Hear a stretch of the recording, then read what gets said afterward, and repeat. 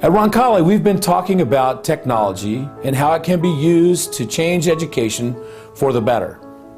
We're always in the process of evaluating the opportunities that we have to improve our teaching of our faculty and the learning of our students.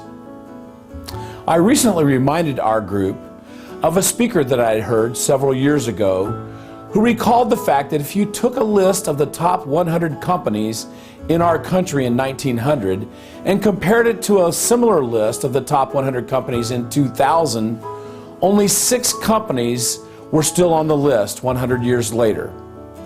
94 companies had fallen off the list. And looking at the companies at the top of the list in 1900, 5 of the biggest companies were railroads. Contrast that with the year 2000 when there were no railroads on the list. So what happened? The speaker went on to propose that the railroads got lost when they began to think that their business was to run a railroad. Maintaining tracks, selling tickets, purchasing food for the dining cars, these were definitely tasks that needed to be accomplished, and the railroads did them quite well. In reality, their business was not so much about running a railroad, but instead had everything to do with getting people from one place to another. And the world simply found a better way to do that more effectively, using gas-powered automobiles, and then later, the invention of air travel. People still needed to get from one place to another, but they no longer used railroads to do so.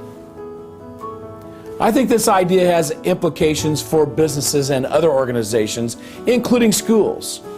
We need to ask ourselves, what is it that we really do? At Roncalli, is it our business to simply run a school, or is there something more essential? What is it that you hope that we do?